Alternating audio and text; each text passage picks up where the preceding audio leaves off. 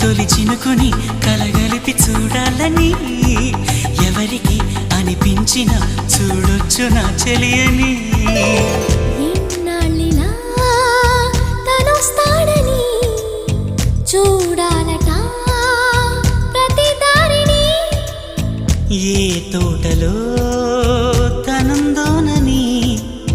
ఎటు పంపను నా మనసుని